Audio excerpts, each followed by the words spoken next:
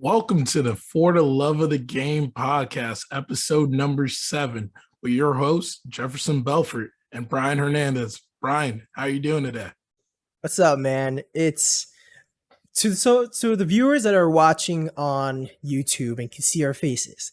There's a little more light, and that's because we're actually recording this not on our normal time.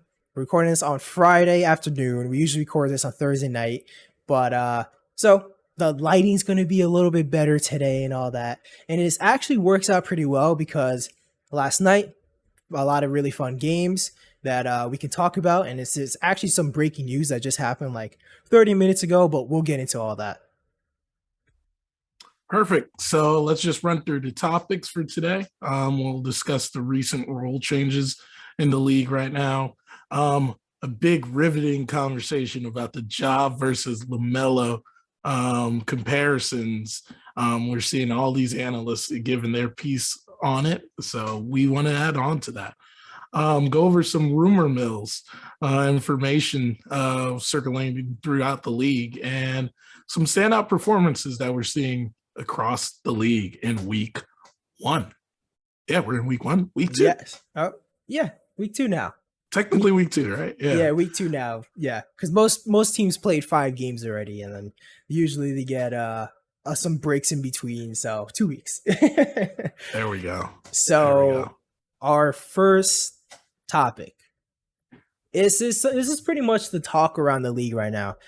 This week it was a little bit more slow on the big topic of like rumors and all that stuff, but there's still like a lot of smaller names that some news came out for, but pretty slow. So most people are talking about from these 2 weeks of basketball that we're watching, we're seeing some changes because this last offseason, the league implemented and wanted to put an emphasis on non-basketball plays.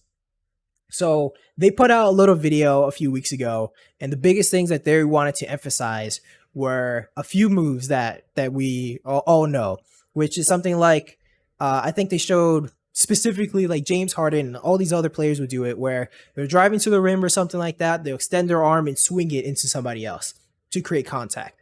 They're not calling that anymore. Something like you see Trae Young do a lot, where he'll beat his defender, start driving to the rim, and then stop and jump backwards into his defender. Can't do that. What he can do, like he can stop and all that, but he can't jump backwards. So that's illegal now. And then so a player like Steph Curry do a lot, where he'll pump fake, the defender is in the air, and then you'll jump into that person to create that contact and get 3 free throws or whatever. All these rules, they're calling them non-basketball plays, and a lot of times as of now, they're being no calls, and then oftentimes they can be offensive fouls. And this is changing everything on how players are playing so far in the season. And Jeff, I wanted to get your thoughts on that. Right. Yeah. Much like you were mentioning, it is changing a lot of things around the game. First, you got to think of mentally. These players have to take out a part of their game that has become second nature at this point, where, as soon as they see someone get up, they're going to try to get that contact.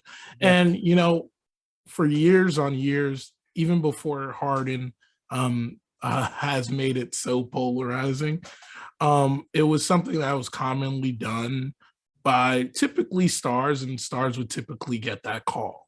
And you would even hear from NBA commentators where they would say, you're not getting that call to younger guys, as it was kind of seemed like a rite of passage thing. Like, you've been in the league long enough, if you could sell a foul, you'll get it, right? But it has obviously gotten to a point where it has become uncontrollable. And the league has taken some steps to, mitigate that, right? And increase the game flow, prevent unnecessary fouls from being there. But if you look at the numbers, I was on Twitter about 2 days ago, and they're saying that free fouls per games are relatively still at the same spot as they were last year.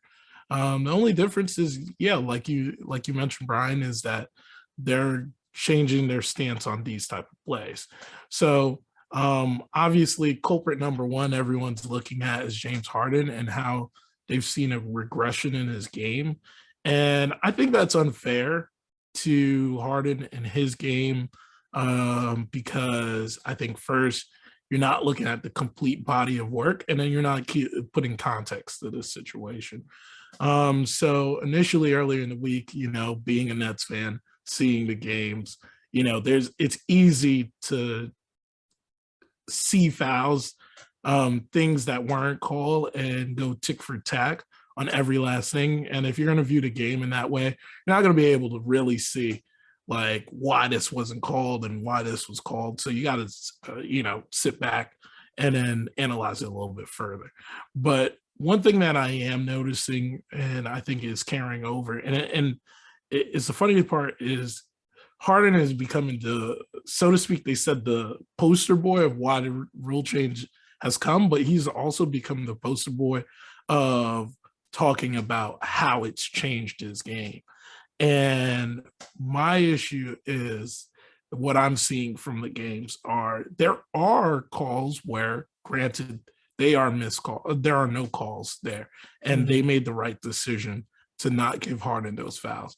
But it's a mental change that first James has to go under, where now he's a little bit less aggressive to the rim because now he's seeing defenders draw more offensive fouls. He's able to see even more contact when he's heading down low or going downhill to the lane. And he's reacting negatively to that, right? So in turn, because of that, and players are seeing that he is first visibly frustrated by it, but not getting the same calls he used to get, it's become fair game for defenders to now come in, play a little bit more,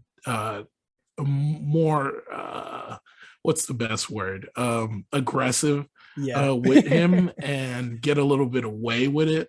But I think that that's underselling James Harden's game, and James Harden will find a way to get back to it. And then the thing is, it's not just happening to James Harden. You're looking at guys like you mentioned, Trae Young, that has changed his game. Steph Curry has not, in the last 3 games, hit a shot in the fourth quarter. And you could tell that it is directly impacted by this rule changing as well. There was also plays where Jimmy Butler was riding to the rim and going downhill, and he was also getting hacked and not getting calls. So you're seeing it across the league that this is affecting players. And it leads me to something that I talked to Brian offline about is I do foresee this rule being loosened a little bit further down the line. Obviously, whenever there's a new rule change, there's an emphasis. I can't even say it, emphasis on getting that call right by refs. But as the season goes on, they soften their stance on it, and they allow for the game to play a little bit more naturally, I'd say. Yeah. And allow for it to go that way. Brian, what do you think about that? Yeah, it's a lot to unpack there. So yeah, like you were saying before, we've seen this kind of thing happen, like where a rule change and it takes players a little bit to adjust. And maybe like 5-6 years ago, when they were changing the rule of when players would shoot, they'll kick their legs out. We would, at one point, we saw almost every player doing that, and it even led to like some injuries and all that. And it became like a big problem.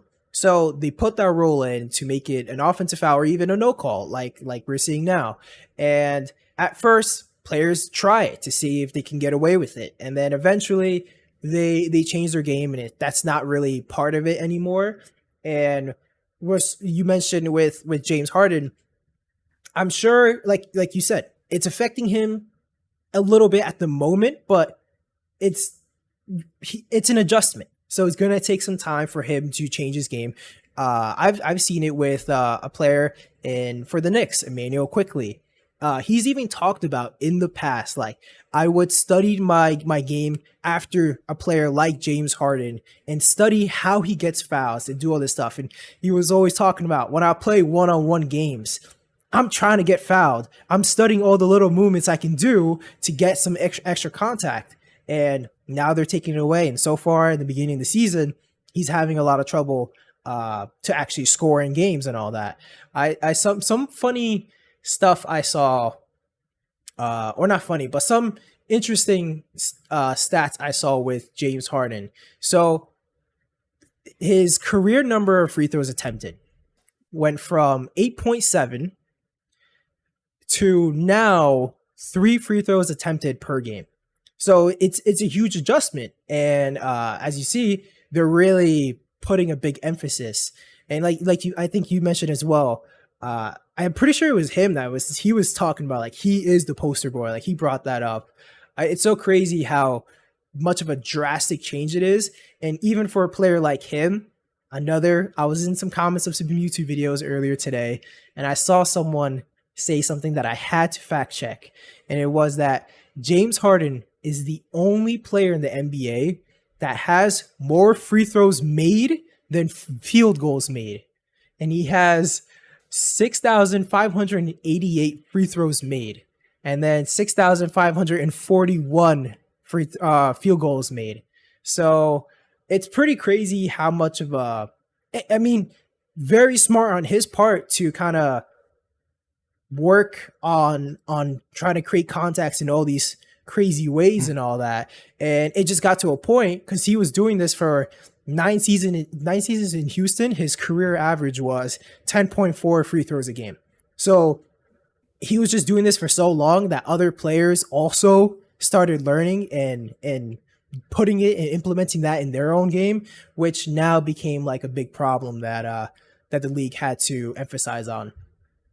Yeah. I'll add to that as well, is like, you could take the rule change around rip moves as well as something that is similar to this. Is like, it is the art of deception. Like, that's what it really is the art of deception, and trying to perceive that there's something there that really isn't as 100% there, right? But it is also kudos to James Harden of how smart of a player he is as well. For sure. James Harden, knowing that he's naturally a left-handed shooter. If you watch his tape, you look at his tape, you'll see that he leads right. He typically leads right.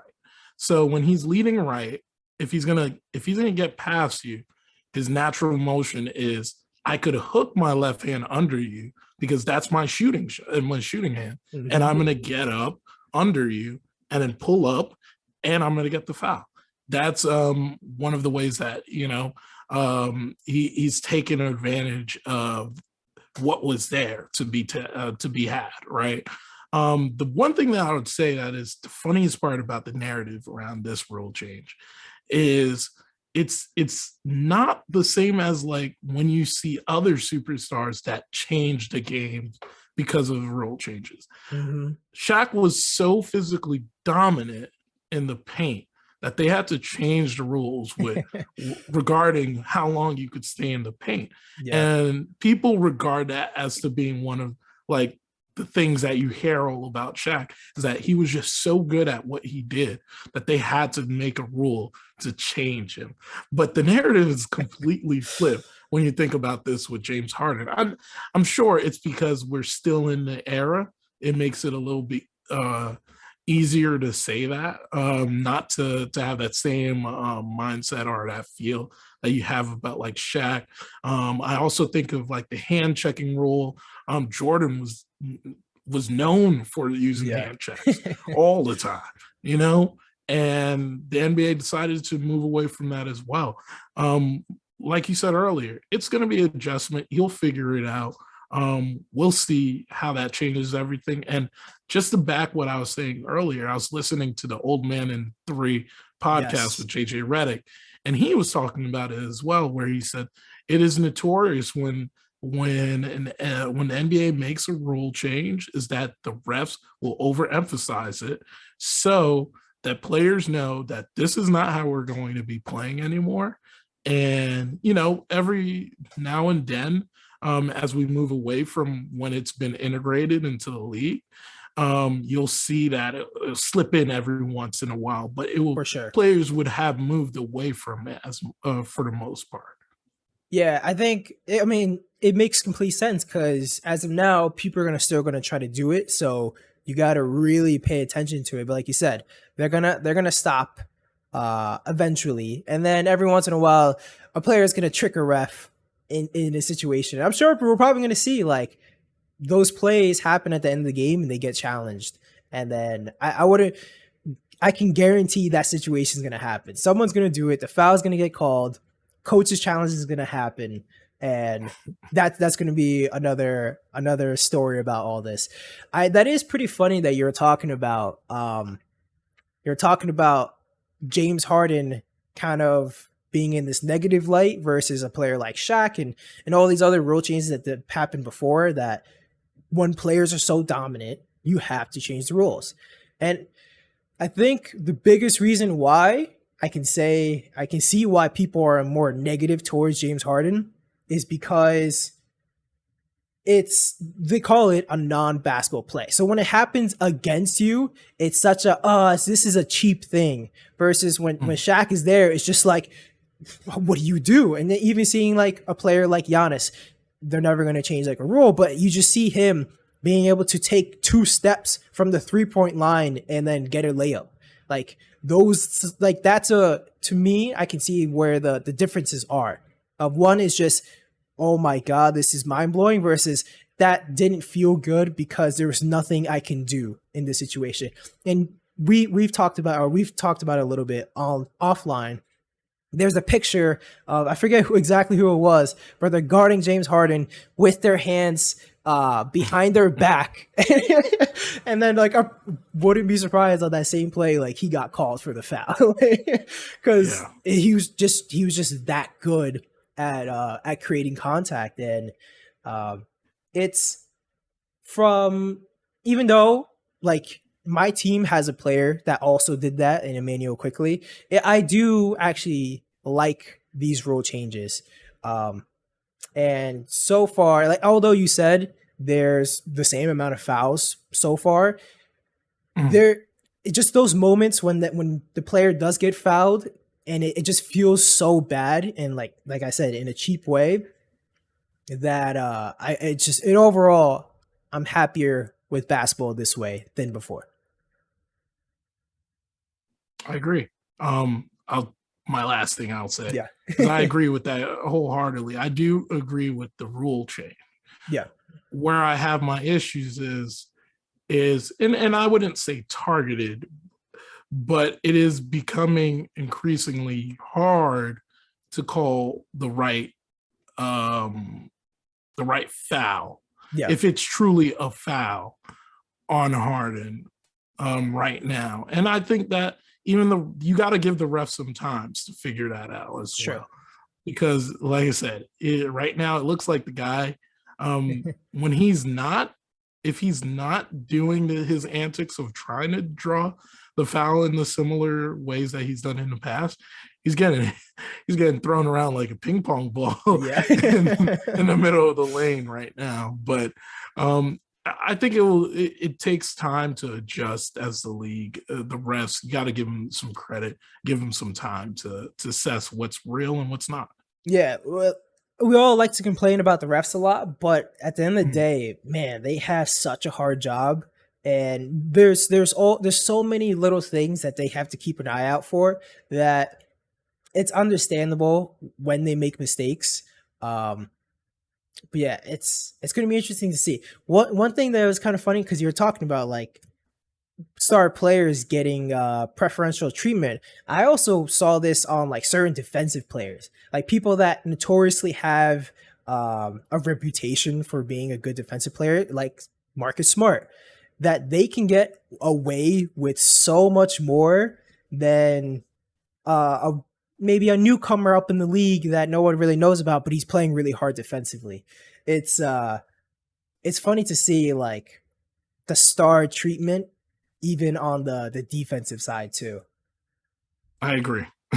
Yeah. Throwing PJ Tucker in there as well. Yep, PJ Tuck is one of those players that they just can get away with a little more from the rest. And but yeah, I mean, hard to blame them.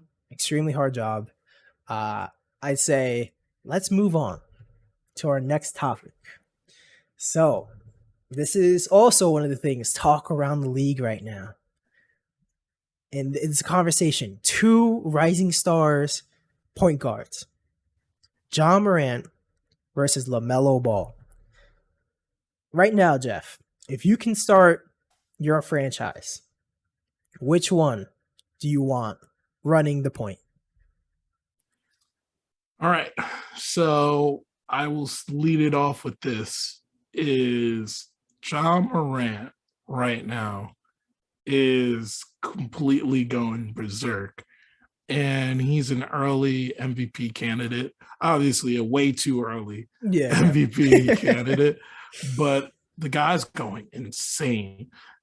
He's 30.4 points per game right now. He has 5.4 rebounds, 7.8 assists, and his true shooting percentage is at 64.9, which is honestly, like I said, ridiculous. And then you can't even forget like the intangible stuff, like the steals. He's nearly at 2 steals a game. And granted, we're only seeing a 5-game sample size, but that's what you want to see when you see someone that is going to be deemed a superstar or is already there, is performing like this at the beginning of the season. And then LaMelo trailed off a little bit from the beginning of the season from the points that he was having, but he's at 19.6 points per game, 5.6 rebounds, 6 assists, and then his true shooting is 55.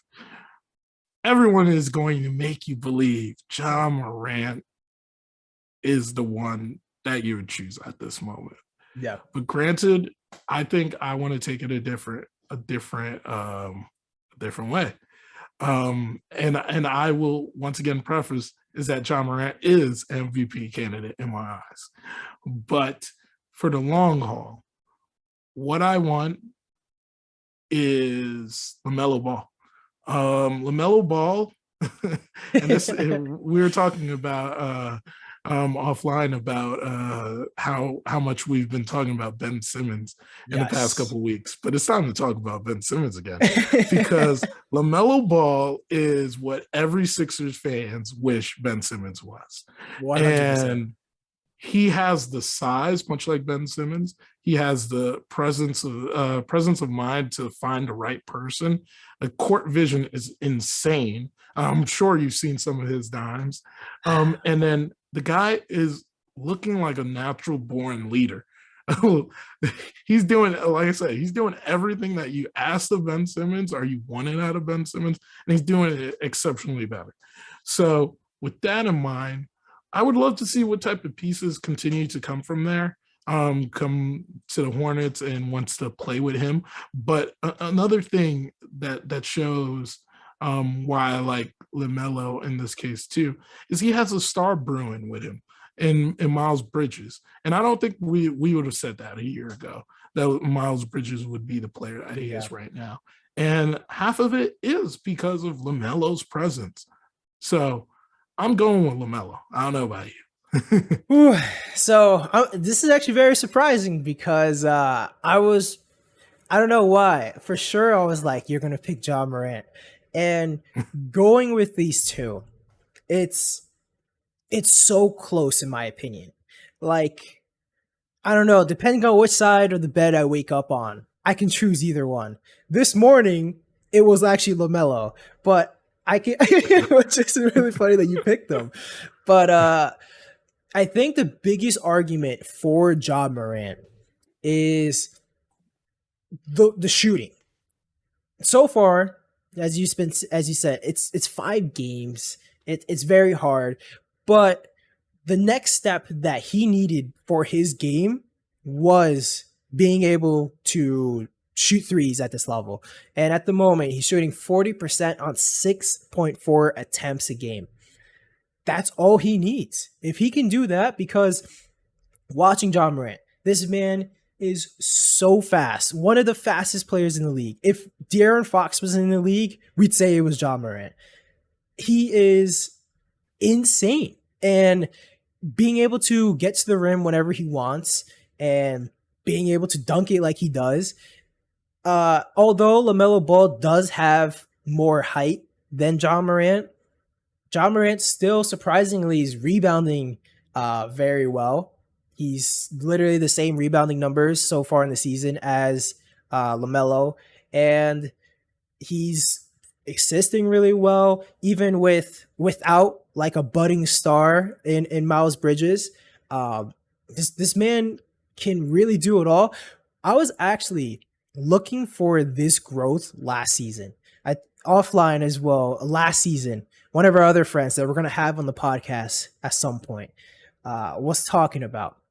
He was looking at betting favorites, and the odds for Ja Morant to be MVP were actually very good. And at that time, before last season started, I remember looking at that and I was like, I kind of want to put that money in because I was that high on Ja Morant. This man is that good. Last season, although his numbers actually looked pretty good still, it wasn't the jump that I was looking for, and I was slightly disappointed in that season. But looking at him now, he's pretty mind-blowing. Um, it's so hard to choose between two. Like I was saying, I feel like you can kind of go either way. But I think I agree with you for everything you're saying with Lamelo. Lamelo is just too good. It's just too good. I want to ask you a question then too. Yeah. Who do you think has the more solid team around them then? So altogether, I think Ja Morant has a better team. But for like what you said before about LaMelo really does create so many opportunities for his teammates, gets them wide open shots, demands so much attention.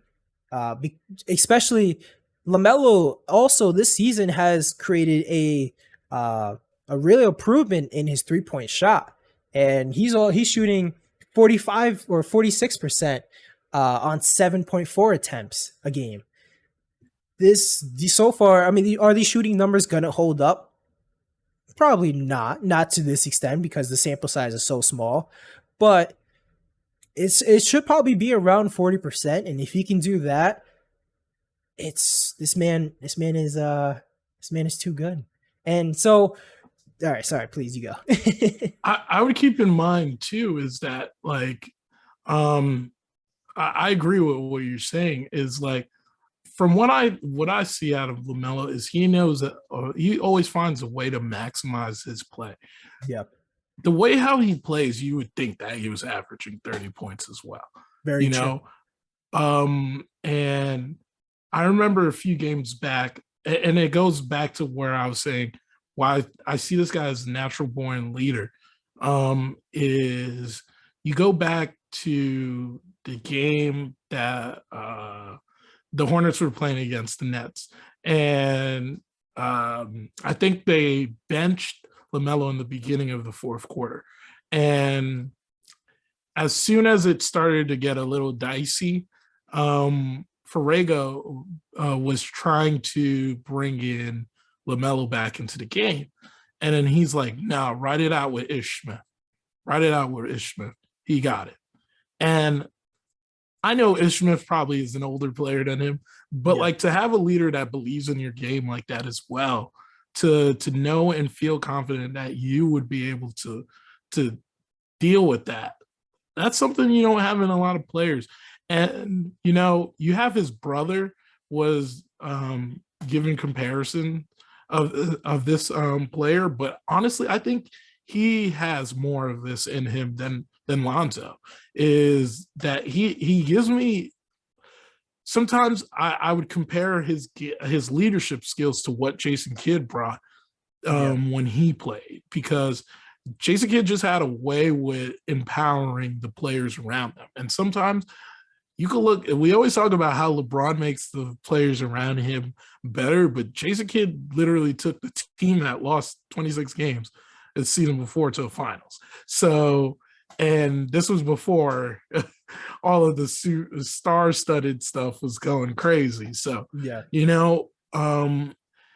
That's what I see in LaMelo. I really do see that part of him galvanizing a group and making them play more than they are, Yeah, it's you mentioned it when you were talking about his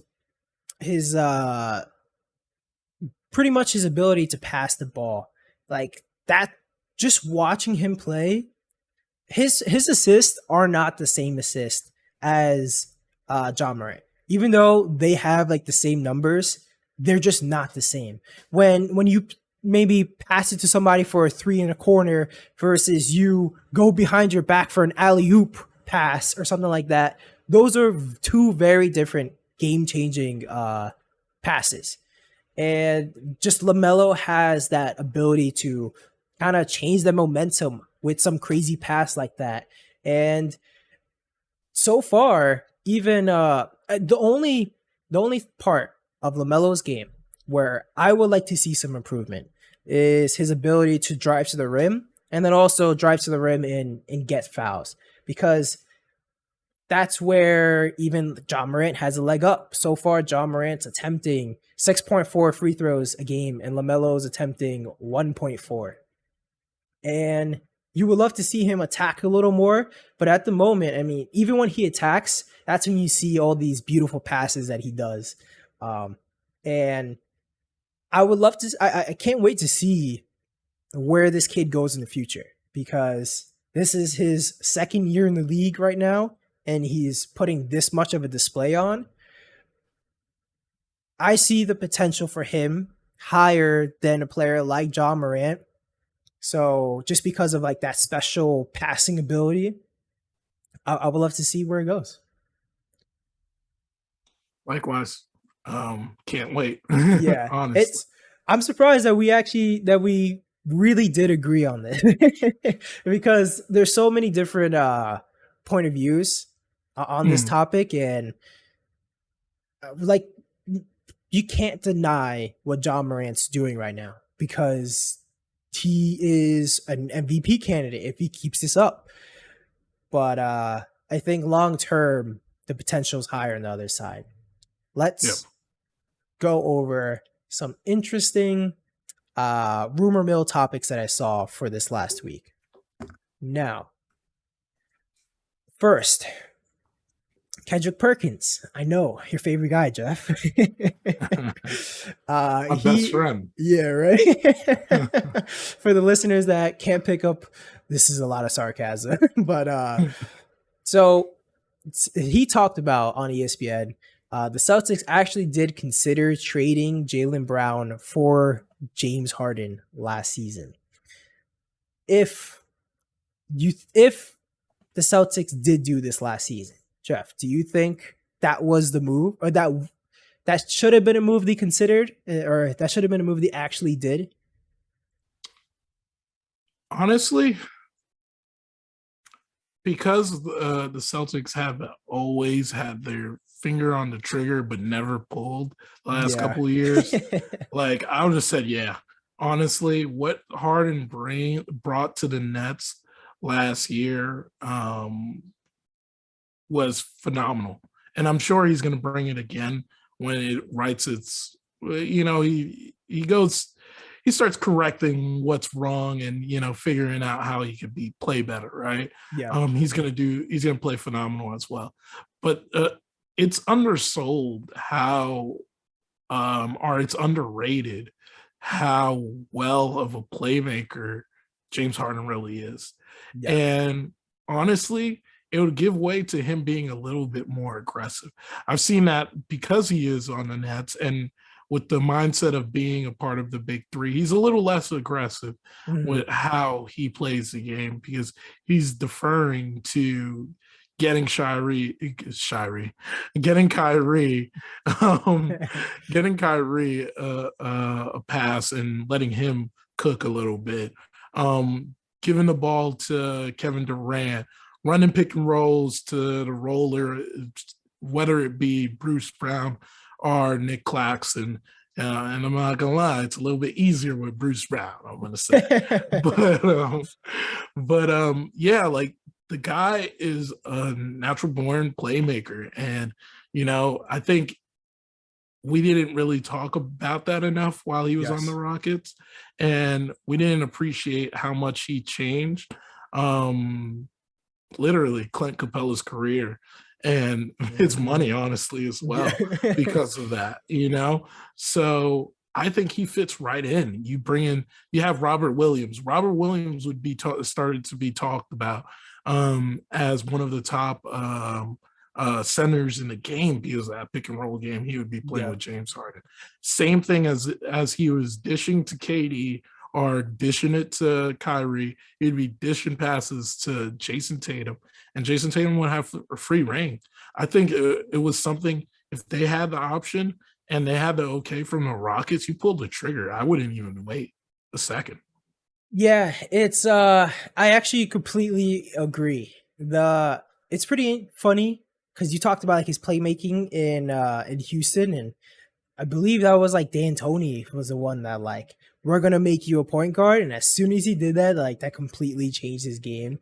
But and it's funny that I agree because I am actually probably one of the biggest Jaylen Brown fans out there. Like I'm so high on this guy. I think he's so good. It's just looking at Jason Tatum and Jaylen Brown together is not as seamless as Jason Tatum and James Harden.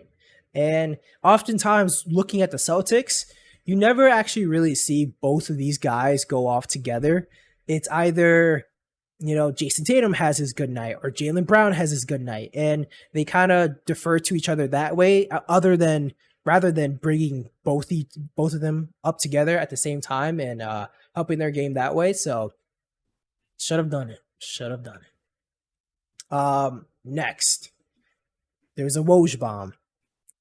So Jeff Woj said that the Nets are actually listening to trade offers for Kyrie. Now, do you think due diligence? Is this for real? What's happening? Um, I think it's time for the Jedi mind tricks. That's what this is starting to sound like. Uh, well, I will say it is Jedi mind tricks in my mind, but when there's smoke, if there's the say I'm trying to get at Yeah, is yeah, yeah. like if When there's there's smoke, smoke, there's there's fire. fire. Yep. Yeah, right. So I'm assuming that like yes, they're putting out their feelers. Yeah. I saw a report of like so to speak, like a mock trade of Nets trading him to the Heat and bringing back, it was like, I believe, a 3-4 team trade where the Heat, the Nets, the Sixers are involved. Ben Simmons, I believe, goes to, trying to remember, I think it was a fourth team as well. Oh yeah, the Okay. fourth team was the Kings. Oh, So okay. Ben Simmons, I believe, would go to the Kings. Nets would get the Aaron Fox. And then which team am I leaving out right now? Miami and Miami. Philly Yeah, they would get has to get something. Kyrie. Miami gets Philly would Kyrie. get Philly was getting, I know I saw Cam Thomas, a boatload of draft picks, and then there was another star going their way as well. Don't Yeah, yeah, I'll yeah. say that. I'll say that for the next pod when I actually have it pulled up. You know what? Yeah, I will say that for the next pod Got it. when I have that pulled up, and Yeah. then we could go more in depth on that trade. But you're starting to hear some rumblings of stuff. I still don't believe it. As we're speaking, I'm looking at a quote by the owner Joe Tsai. He's been a lot more visible this year. He's been at the court side. He was actually sitting there near Kevin Durant's mom That's at the cool. last game. And his wife was, I don't know if you've seen this meme yet of Jay-Z sitting courtside with a drink in Oh, his hand. yes. And like he goes like, whoa, like that was actually Joe Tsai's wife. She's co-owner. Wow. And she was sitting in between him and Meek Mill. So, Wow. that he's been very visible, but he's also been very vocal this year as well too. So something that he was saying is that he's preaching like patience in the situation with Kyrie Irving, but he says he knows that the Nets are going to be without him for a little time or a long time or whatever amount of time it is. Yeah. But they have enough to win a championship in his mind. Like it's we'll see as time goes if that's true, but it's good to see that the owner still has confidence in Yeah. Kyrie and is still much like he said, welcome to open arms, bringing him back to the team. I I wonder. I mean, so no, I think what the Nets are doing is everything that like everything right. Is everything that you can do, and so you love to see that. I think it's only smart for them to do some due diligence and actually see like if we will go down doomsday scenario. Let's say the Nets are not performing extremely well. We're getting close to the trade deadline. What are the options? And so it's smart. It's smart for them to listen to some offers. And so it's always interesting though when you see Woj saying something like that because like this is actually happening. Next, so Michael Scotto of Hoops Hype, hopefully I'm saying that right. He mentioned that Tyler Hero could be on the trade market for a vet upgrade. Do you think they need to do something like that? So far, when you see what Tyler Hero is doing, I saw that earlier this week as yeah, well. And honestly, I don't know if it's because they feel confident about Victor Oladipo coming back. I don't know if it's because they think that um, what he has is not is good, but not truly star worthy. But for me, I don't think you do that. I think you hold on to your young core that you have. You have a good amount of veteran presence right now, with Kyle Lowry on the team, with Jimmy Butler on the team, yeah, um, with PJ Tucker on the team now. You have veteran presence. Like you have a good mixture of both actually with the youth movement and the veteran presence. So I don't understand why they would go that route. It's not like there was times where I used to think that Duncan Robinson and him were redundant, but yeah. you could see more that Tyler is more of a creator, playmaker than Duncan is. Duncan, no, I wouldn't say he's just a set shot, set his feet and shoot type of dude, but he could get off the dribble. He also could do that, Mm-hmm. but he's nothing in that sense comparable to Tyler Hero. So I wouldn't do it. I wouldn't even listen unless if there's an offer that you can't refuse. Yeah, exactly. I'm on the same page there. Like you said with Duncan Robinson, Tyler Hero, you can already see, and so far it's happening. Tyler Hero actually has a pretty good handle of the ball right now. His ball handling skills are pretty good, and there's that playmaking upside. And so far, from what I've seen him do during throughout the season, I'd wait to see what else you can do with Tyler Hero. Now, actually, no, I won't. It was some fantasy basketball stuff. I did a little trade with Tyler Hero, but it was just because I kind of fleeced the guy a little bit. I'll say I did a Tyler Hero for a Tobias Harris trade. The guy really wanted Tyler Hero. I fleeced him, but I was gonna say, yeah, we'll move on from that. um, Evan Damarel of SB Nation, he said that the Thunder actually are going to pursue Colin Sexton in free agency, and that they really like the matching of SGA and Colin Sexton. Now we see Josh Giddey's going off. Josh Giddey just had 18 and 10 the other game. Where does this leave Josh Giddey? And what do you think about that fit of SGA and Colin Sexton? I'll say this first. You're getting all the interesting reporter names right I now. know, right? But we mentioned this on our very first podcast, is that this would Yes. become the issue that happens, is the log jam. And Josh Giddey looks as expected when they said he was amazing in Australia. Yeah. He's bringing that over into the USA and showing how he could really produce at a young age and really quickly, right? Yeah. So I don't know. I think if the Cavs didn't give him the extension, it's in their best interest, if you're going to lose him, sign and trade him. Yeah. But the thing is, let's say he does have a good year this year, Colin Sexton, right? Or he has a season where he's pushing them towards the playoffs. The Cavs have all the leverage right now because they still hold on to, he's going to be a restricted free agent. They could hold him for those qualifying years as well. So like they have they have some time, unless if the Thunders are catching wind that the Cavs don't love Colin Sexton. That's the only way I see that happening. But that it does leave Josh Giddey in a really awkward situation. I would love to see them, if they do make the trade, let's say trade deadline,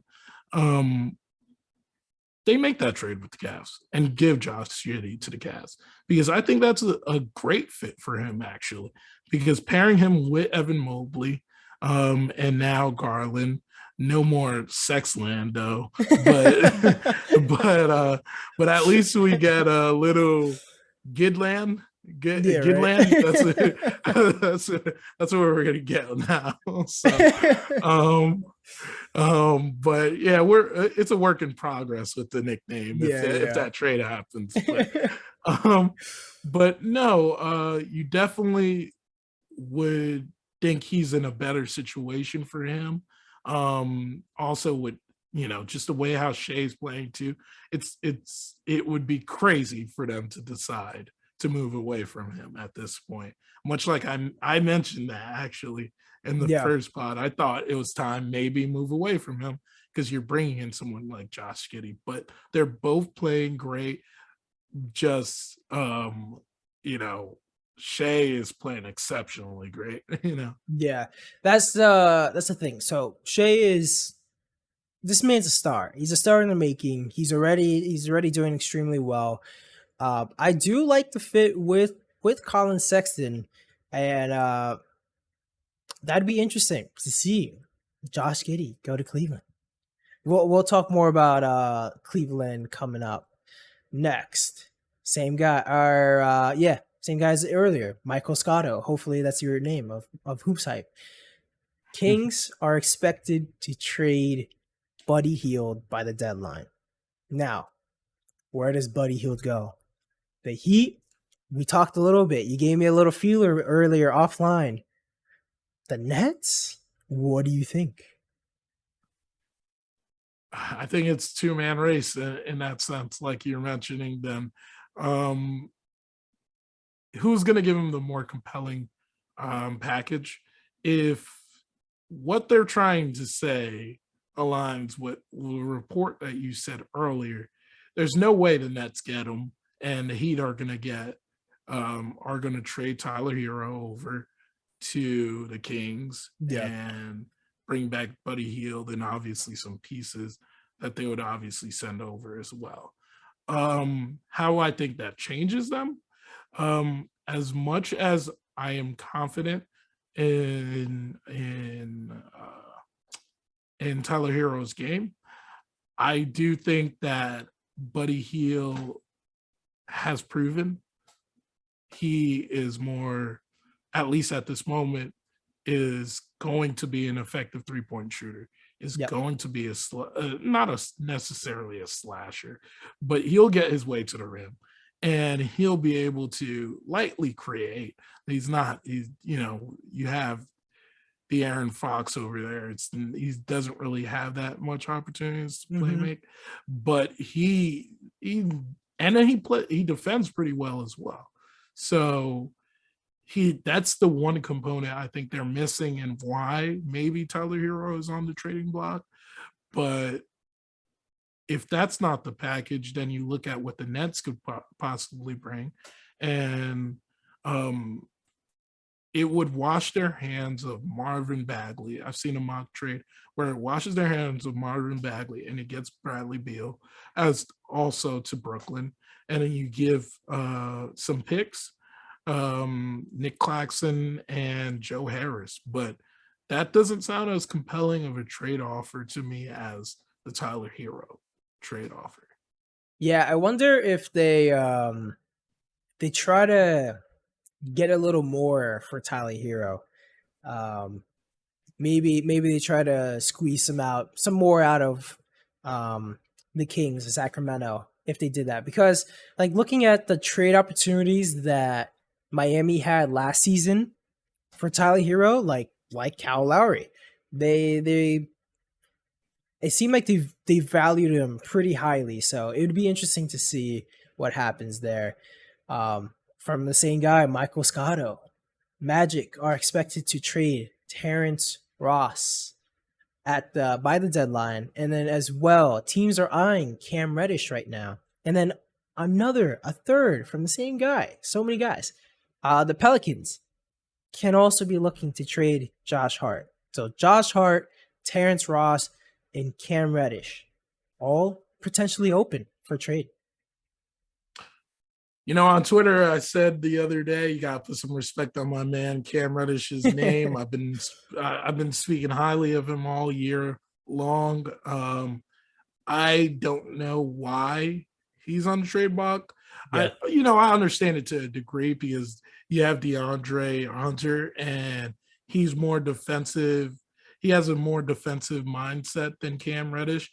But what Cam Reddish is doing in this first 5 game sample size, don't want to go too crazy off of that. But the man is going insane. Don't quote me for this, but I saw that he is shooting from 56% from the 3-point line right now off of 59 true shooting percentage. The man is efficient right now. He knows what he's doing and he's showing it. I believe he was also averaging 18 points per game. So I don't know why someone like that would be on a trade block right now. Yeah. I wonder, whenever I see stuff like this, I wonder if there's anything behind the scenes, because obviously the team has way more information than us. Cam Reddish has been on the trade block for probably a year now, and it's just, I guess, what do they see their other pieces that they have as the solid core that they want to keep? And then, like, we always talk about how many assets that the Hawks have. Is Cam Reddish not seen as one of those main guys that they want, but an asset to get even a better player? And so far, Cam Reddish is boosting his trade value, which only helps the Hawks in the long run. I'd still like to see him stay on the team and see where they go, but maybe they also try to do maybe Cam Reddish for Buddy Hield. I don't know where the money fits in all this, but there's all that. So Second to last news, Brian Windhorst of ESPN. We talked a little bit about it last week.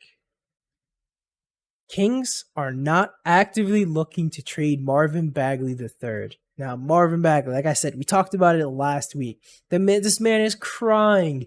Please get me out, everybody. His agent's coming out, ripping the Kings a new one, talking trash about them, doing all this stuff. Marvin Bagley's father's is there's just so much that's going on. He's screaming, "Let me free!" And yet the Kings have come out not looking to trade him. This man's in jail. Jeff, what do you think? I just said the whole trade proposal about the Nets with him. So it just goes to make you think, to make you just like feel like, what has this man done to the Kings for them to be so like to be like this with him? I wonder what's happening on the inside that we don't see that's causing this environment, because the guy was an exceptional talent in college. I don't think that his game doesn't translate. I don't think that it doesn't translate into the NBA. So you wonder what could have been the case that led to this happening to him. Him not getting minutes. He barely gets minutes. He can't get playing time. He can't get the ownership to commit to trading him. And he has to send feelers out via his family and his agent to get something going, and nothing's going to happen. Yeah, it's sad what's happening to Marvin Bagley. I hope one day this man gets out, but he has to just make some enemies over there. Maybe they're over there just resenting him so hard because they drafted him over Luka, over Trae Young, over everyone else in that draft. Maybe they're resenting him, and they're like, no, they're gonna get better. We'll see where this leads. Last news or last rumor that we've been seeing. Now, my man, Ball, he's pulling a 2K. If anyone knows, if anyone's played the new 2K, the next gen story, one of the storylines he can take is liking a tweet to get a trade request and get forcing your trade off your team. And Ball, just this last weekend, he was liking a tweet that's talking about, the Nuggets should trade Ball. This man's looking so good and all this. They never play him. All this stuff. This man's liking a tweet. As we see kind of in 2K, it seems like when players do this, they know what they're doing. They know what they're signaling.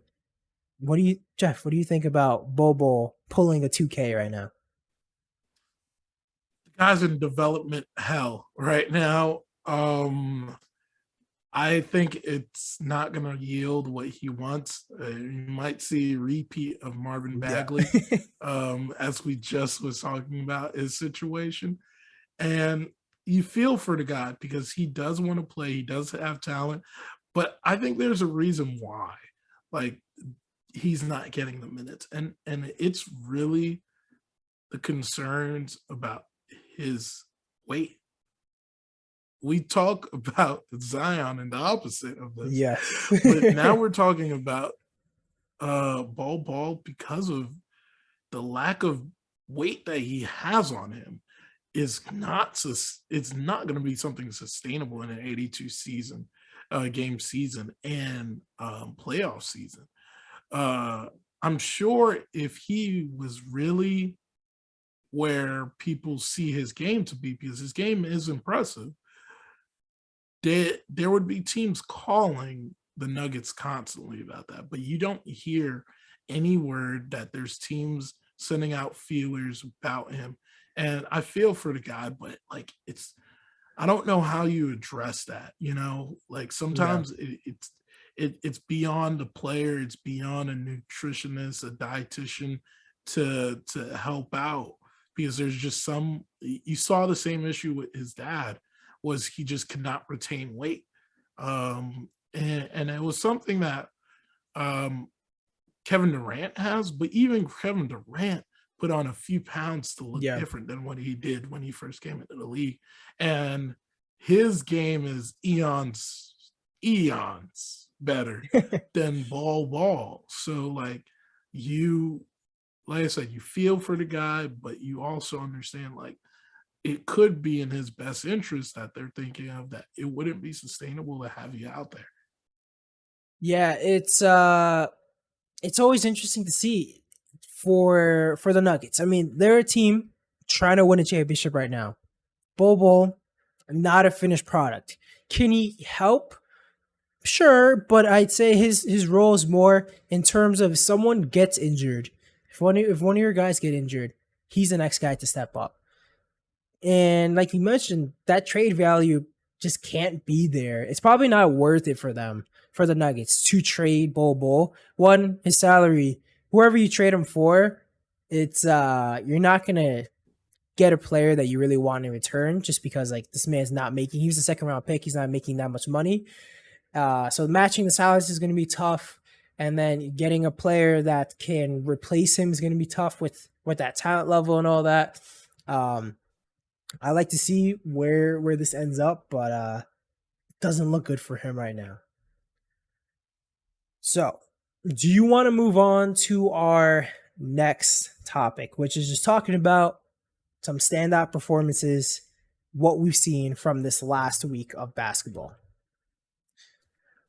Do you Born have yeah? ready. All right, perfect. Born ready. Who and what team like are on your list? I'm curious. Oh, so I'll start out with first a player that I was looking at, and I Yeah. just believe he had an outstanding beginning part of his career. Two players actually, and I'm gonna go with rookies. Evan Mobley. Evan Oh Mobley yeah. is showing out right now. The guy looks very much like the third pick of the draft. Yeah. Like Yep. he's shown why he was picked that high. He's shown what type of performances he could give. And they don't have to be complete crazy stat stuffers, but he spreads it out. The guy spreads it out. Against the Hawks, he had 17, 11, and 4. I don't know if that was real.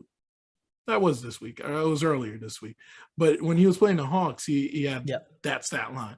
But he's around that almost in every game that he's played in this early part of the season. And you always got to give kudos to a rookie that figures it out early on Yeah. and just goes out there and proves it, right? Then my second player, another rookie, someone I was high on when we were making predictions on rookies, Scotty Barnes, man. Ooh. Scotty Barnes. I saw a post the other day that they were saying that the Raptors are creating an Alcatraz out there with Scotty Barnes and OG. I can't Yeah. get his last name, so I'm not even gonna try Ananobi. it. Yeah, yeah. So, but yeah, those guys are looking exceptional right now. I saw the Raptors versus Bulls game the other day, Mhm. and even though the Raptors didn't win that game, they looked impressive. They gave them a fighter's punch, and even to the last second, there was like an inbound play where the score, I believe, was 108, 111, or 110, or 109, whatever it is. It Yeah. was a 2-point game. And I think it was a 3-point game, actually. It was a 3-point game, and they were inbounding the ball. Scotty was able to be so tenacious to go after the ball and get it off of an inbound, on an Yeah. array pass, and went and got it right. It was. It just looks like that play was like the epitome of like what he's been doing. The guy's all over the court. His offense, as much as we were saying it was an issue, is looking better than we ever thought that it would be. He had 18 against the Pacers, and he's averaging 17 points as of right now and 8 rebounds. So the guy is out there looking amazing. So those are two guys I would give kudos to on Yeah. the rookie side of things. And then two highlighted teams. I'm gonna leave one team for you so you can talk about them. But the Bulls are looking amazing right now. Yes, they had their first loss, but a lot of people were saying, you put all this talent together, you don't know, you don't think it's going to be that great. Like, Yeah. you just think this will be a fringe playoff team. But my God, it looks like they found all the right pieces on that team Right. because they have shooting where they need it. They have mid-range shooting. They have deep shooting. They have post presence. They have defense. They have connected defense. They have rebounding. Obviously, they suffered, and they're going to suffer from rebounding a little bit with Robert Williams. I said Robert Williams. With you just mentioned him earlier, Patrick Williams. Patrick Williams going Yes. down.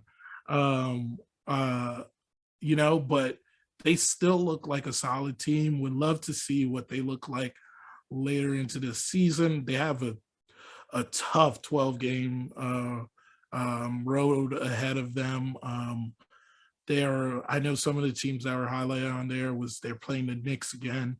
They're playing the Mhm. Sixers twice, the Nets. There's a lot of teams that could challenge them in there, and would love to see what their record looks like after that, right?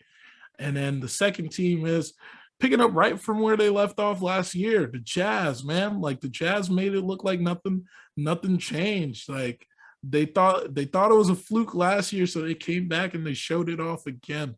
I believe they're the only team left undefeated at this Yes, point they are. in the season. So, I love that. And I don't know if this was a glitch when I saw this or they're messing with people on these websites, but apparently Rudy Gobert is number one on the MVP ladder on I think it was I don't remember the exact website, but it was all over Twitter where they were Wow. joking about it because they had Rudy Yeah. Gobert as number one and then Steph Curry as two. So, kudos to Rudy Gobert. Like the guy always comes to show out. Donovan Mitchell, you know what he is. He's always For bringing sure. the thunder. And then Mike Conley just tying it all together always helps out. Yeah. So the Jazz, e- they were the best team in the West last season. Yeah, they didn't make the conference finals and all that, and partly due to a lot of injuries that they suffered during the playoffs. But man, that team is so good, and yet no one talks about them. And they talked about it last season. Last season, they were like, everyone counts us out. No one cares about the Jazz. We get so much disrespect. And it's kind of carrying over to now of no one really cares about them still, but they're showing out, still the only undefeated team. They, like you said, Rudy Gobert, that man probably gets the most disrespect, especially looking ahead him last season. Everyone's like, this man is useless in the playoff. He does nothing. He's a zero out there. You can't play him. I mean, if you kind of go back and look at the film, like he was put in a terrible situation because a lot of like Joe Ingles and Bogdan or the other guy they have, they couldn't keep their man in front of him, which Rudy has to kind of rotate to the rim with leaving people open, and it's just it's very tough. Man gets a bad rap. He's beasting out there. That they're gonna be really good. You mentioned the Bulls. Now we talked about them a little bit, and like you said, we all thought they're gonna be good, but not that good. Watching them specifically last night against the Knicks, I can see this team actually has some good talent. Some like They impressed me by their effort on defense. Now watching the game, it kind of felt like they would play maybe 5-6 minutes of amazing defense, and then they'll fall asleep for like 2 minutes or so, and the Knicks will run up the score, and then they'll come back and play amazing defense for like another 5-6 minutes, and that's the main reason for I can see why they lost the game.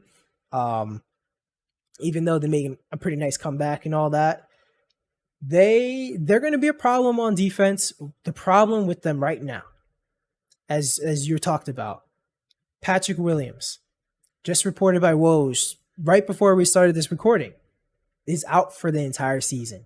He went up for a dunk, or where it seems like the injury happened. So it's a wrist dislocation that he's going to have surgery for.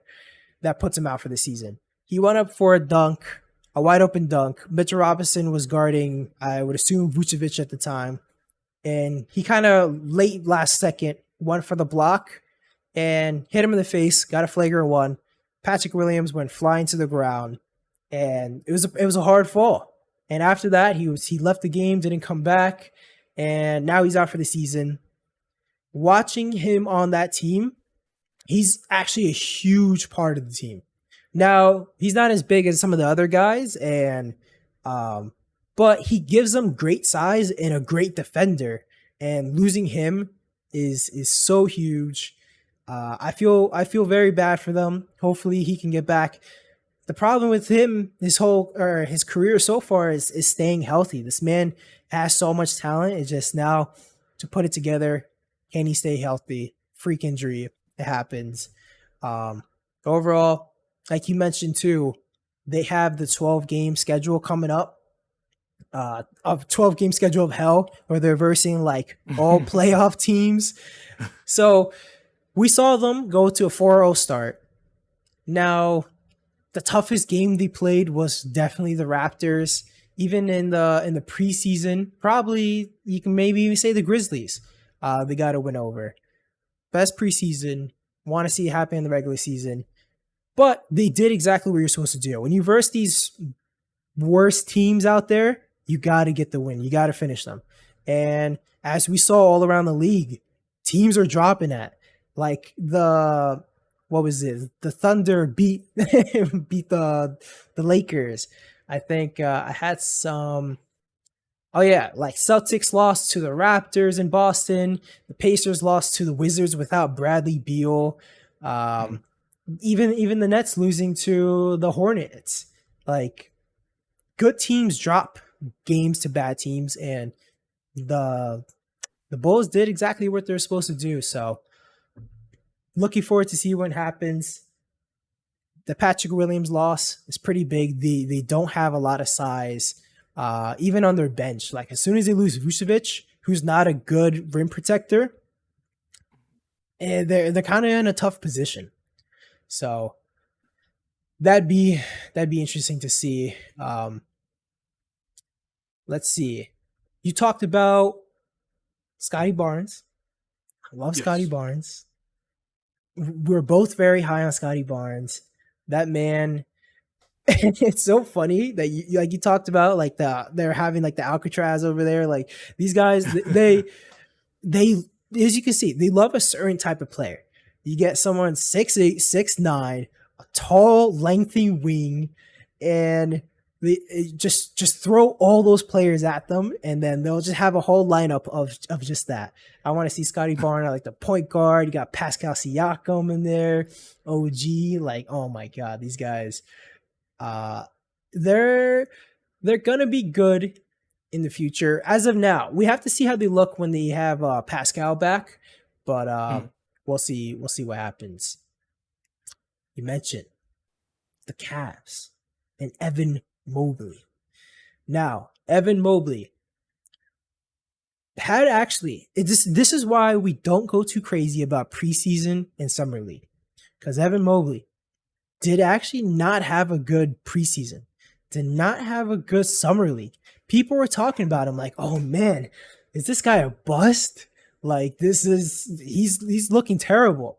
And then Boom, regular season starts. This man's coming out here blocking everyone. This man when they verse the Clippers, like no one can go to the paint because as soon as they go to the paint, Evan Mobley's there, gonna block their shot, gonna alter their shot. He is so impressive. It's surprising. Jeff, did you think when you have Evan Mobley, Jared Allen, and Lauri Markkanen on the floor, did you think that was going to work? You know, you would think that when you say the names, it wouldn't work, but like they all do something different. That's why it Very works, true. right? And you look at Laurie spaces out the floor a lot better than Jared or even Evan Mobley will, Yep. right? Evan Mobley, he also is a rim protector, right? Yep. Jared Allen as well, but they just find a way to make it work. And then it doesn't mean you don't have to split time between them, True.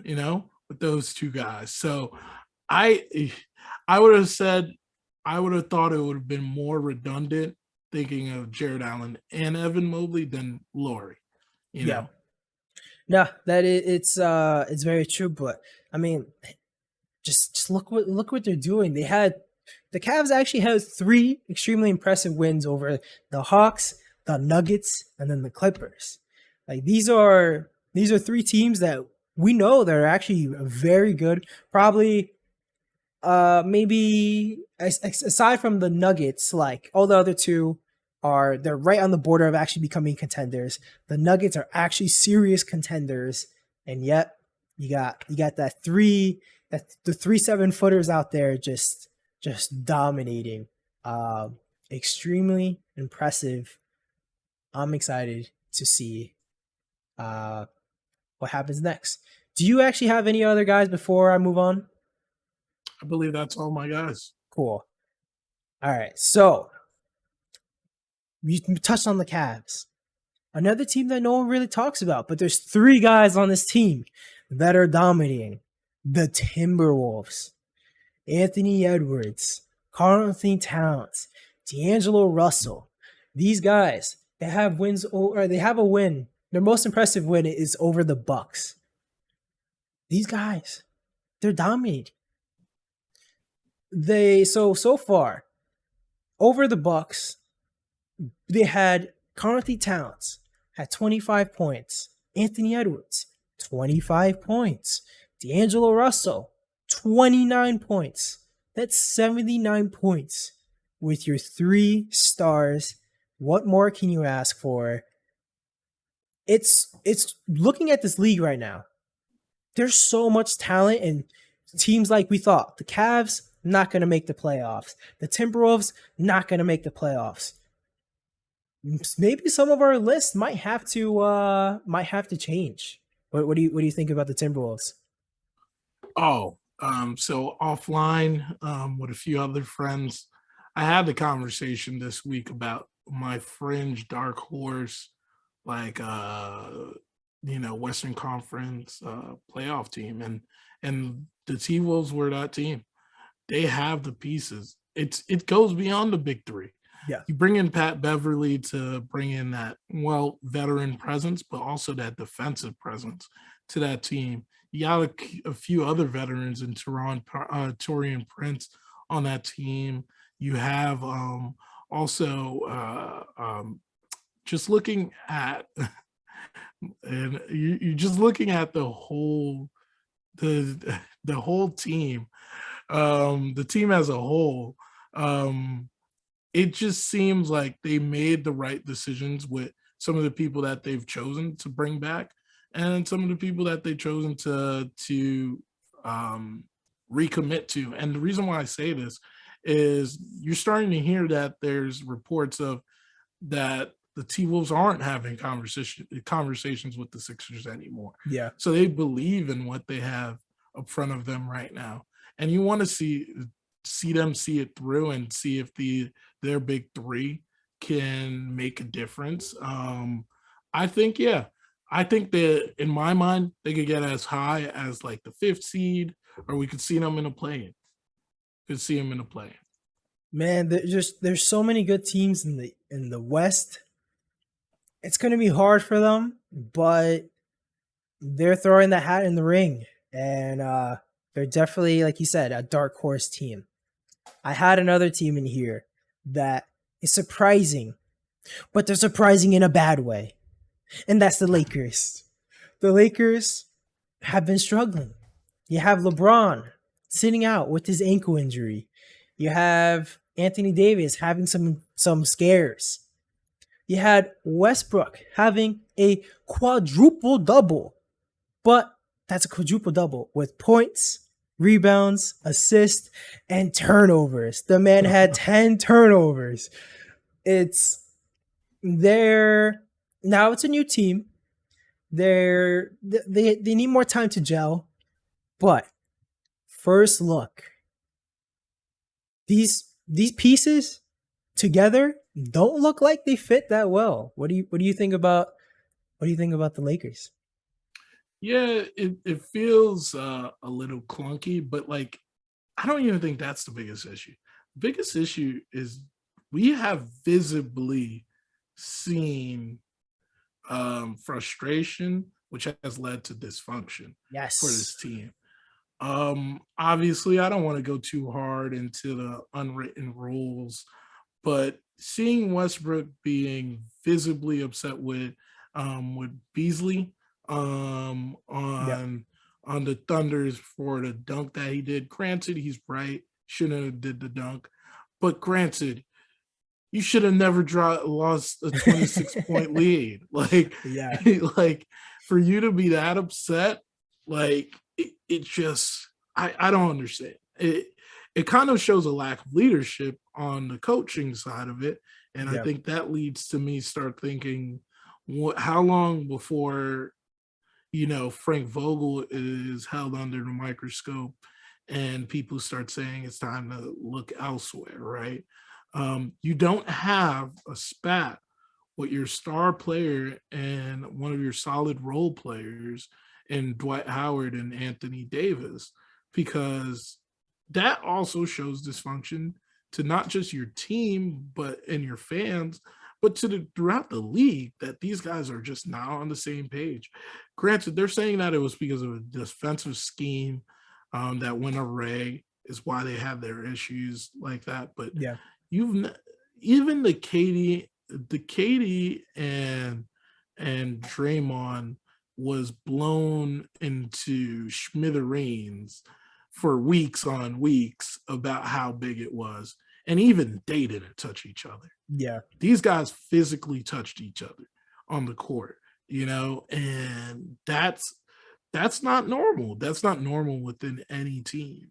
Yeah. In a live game in practice, granted, all blows that happen in practice is not seen. So Yeah. you you could do what you want, but like on TNT Thursday night on the season's just begun. I believe it was Tuesday actually, but on TNT's another on TNT it just there's a national presence Yeah. exposure. You shouldn't have a spat like that. That was a huge mess. They that loss to the Thunder, that was really bad. Tonight, this is recording on the 29th of October. They're versus the Cavs. We talked the Cavs very highly. I'm very interested to see how this game ends up. Man, the Lakers, they need some help. It's so early, but so far, not so good. The next team I had, we touched on them. We don't have to go too crazy on them. The Hornets, man, the Hornets are looking good. Miles Bridges is going off. This man is probably he has to be the leader for most improved. I never thought out of like Miles Bridges, the small forwards coming out of that draft class, Miles Bridges, Kevin Knox, and Mikal Bridges, that Miles Bridges would be the best, or so far. I mean, he's looking like the best one out there. Especially when like he came out, he was mostly just like a dunker. And now we're seeing like this man has a legit jump shot. Uh, phew, they're extremely impressive. And then I'm also glad. I'm glad we had Eric on the podcast because the Warriors. Now, although they lost yesterday, the Warriors they're looking pretty good. And the most so they won all their preseason games. They're now 4-1. Especially, I mean, they beat the Clippers, they beat the Lakers, the Kings, and the Thunder. They looked impressive during those games. What's most impressive to me is that so far they're doing all this and having all this success, but they're not really playing their rookies that they drafted.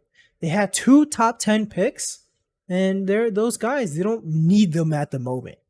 And it's crazy. What do you think about the Warriors so far?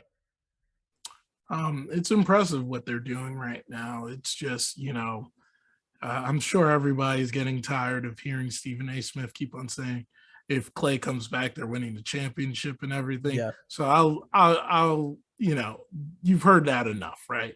But it's impressive to see what they've done without Clay, though. Last year, I think what they suffered from is that they just didn't have they had a lack of guys that really could impact the game. And now they have enough of guys that can impact the game enough, right? So because of that, Steph Curry is allowed to be Steph Curry. Draymond is allowed to be Draymond, and it's flowing very, very well for them because of that. So I agree. Moody and Kuminga is not getting the minutes that maybe they deserve, but maybe it's for the best at this point. It's going to take time to integrate them well into this team because they look like a well-oiled machine right now. So you got to see where you want to fit them in, and they fit in, and they don't feel that they're going to be, not utilized in this offense. I mean, in this team. My pick, my early season finals pick of the Warriors is aging pretty well so far. So looking forward to see how that turns out. My last team, I had to save them for last. It's my Knicks. It's my Knicks. These guys. Bing bong. Bing bong. If anyone hasn't seen that video, I think we talked about it a little bit last week. The side talk, New York, whatever. That it's amazing. It's crazy. It's blowing up. The Knicks so far. Now, they need to learn how to close out games. I think I saw a stat just not too long ago saying that they have the worst offensive net rating in the fourth quarter in the entire NBA. And their overall net rating is actually pretty good. But just in the fourth quarter, these guys can't close. They're not scoring. They're not doing what they need to do. But everything else, it's looking pretty good. It's looking pretty good. It's contract year for Mitchell Robinson. Now, Mitchell Robinson deserves that contract because this man, that weight gain, what he did against Joel Embiid on Monday. This man bodied Embiid. And last year, Mitch Robinson always had troubles against giant guys like Embiid, like Drummond, and they'll just completely dominate him. And what we've been seeing so far this year, he completely shut down Embiid. He's not getting pushed around like a little boy. The contract year is coming out for him. Now, he has to stay healthy because these last 3 games, there's been a moment where this man falls to the ground, he's holding a body part and screaming in pain, and it looks like he's out for the entire year. And then 15-minute passes, and he's back on the floor dominating again.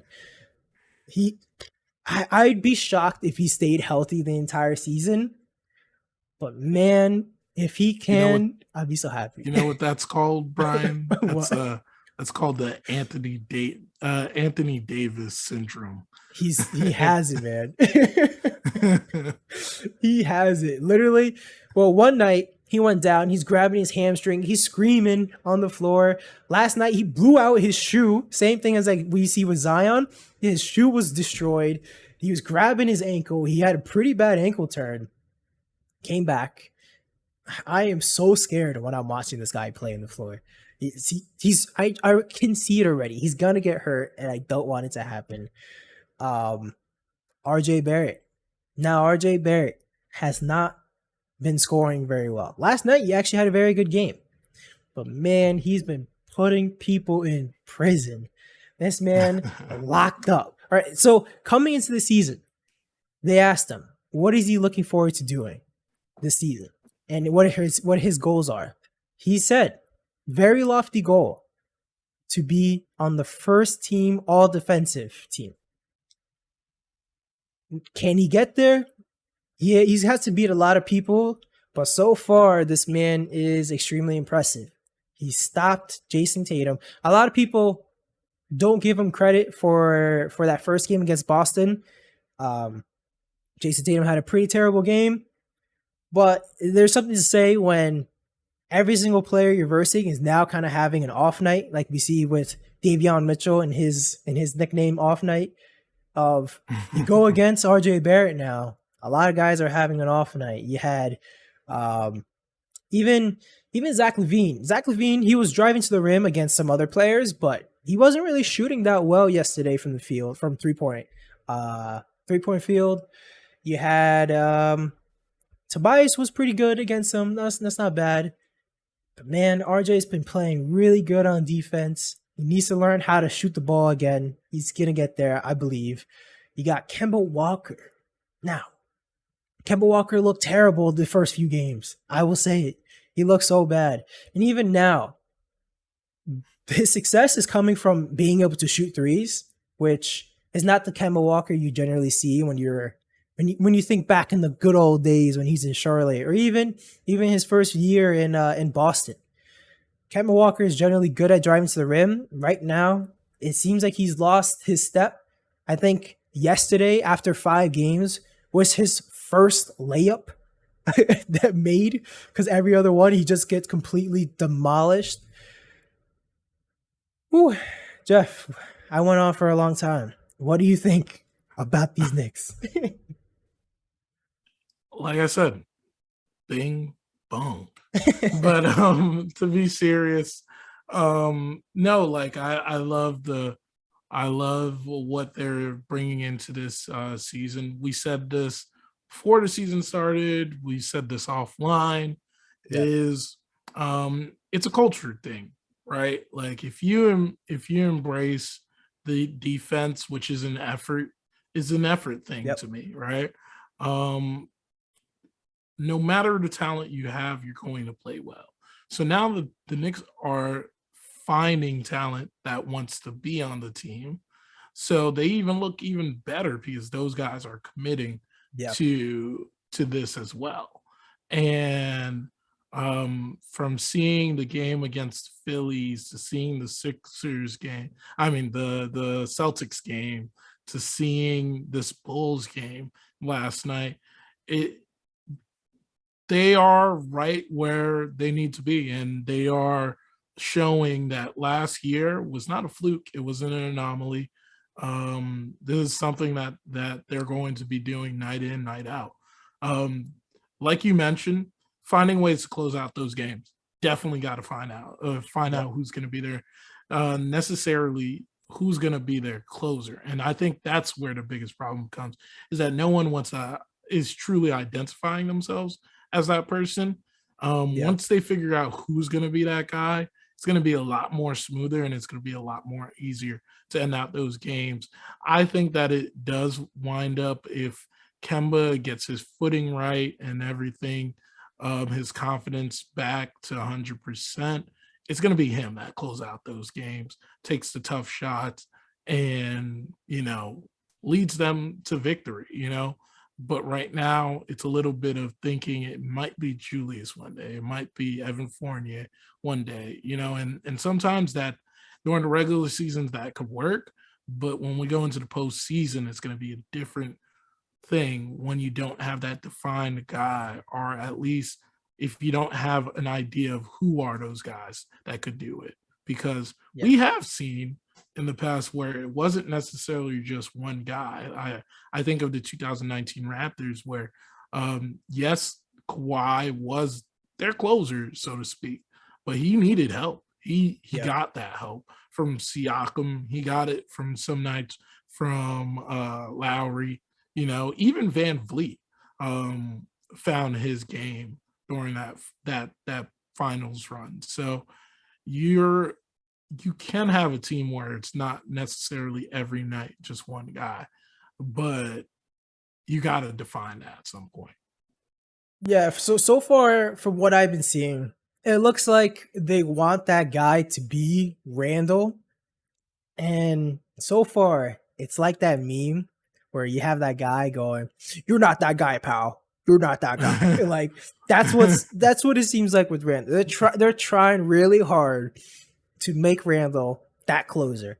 And so far, it's a lot of times where Julius Randle goes wrong is when he's trying to do too much. And when he thinks he has to put the entire team on his back, he starts making some boneheaded mistakes. And last night we saw him miss 2 free throws at the end of the game to extend the lead to 3. Almost cost him the game just because mainly he's definitely in his own head at those moments. Like you said, I think Kemba, great option. I'd like to see like a similar to what you mentioned of a committee kind of thing but just 3 guys. Give me D Rose, give me Kemba, give me Randall. Give me any of those guys. I'm happy taking the last shot. But man, so far, so good. Now, they blew the game against Orlando. I was so furious over that because they blow out Orlando and then they come into that next game thinking, we don't have to try, and get completely out hustled when the way they always win is by out hustling other people. So that was frustrating to see, but bounce back, got these wins. It's going to be interesting to see how they progress. So far, their bench unit is pretty much carrying them and outscore. It's the main reason why they're winning these games because their bench is actually very deep. So they're kind of injury proof, except for if Julius Randle gets injured, they're done for. But every other position, they're kind of good. Even Mitch Robinson, but we need him. Is there anything else you wanted to touch on for this episode? No, I think that's it. We had a really good episode. I think we're getting ready for week 3 of the NBA season. Oh, actually, I got one last thing I think I could throw in. It's time for us to start rethinking our NBA Finals predictions. And I think I'm going to leave what I have to say and what I'm thinking for the next episode. Okay. I like it. I'm excited. So far, 2 weeks into the season, we're getting some really impressive basketball, and the talent level of this league still blows my mind. There's so many good players out there.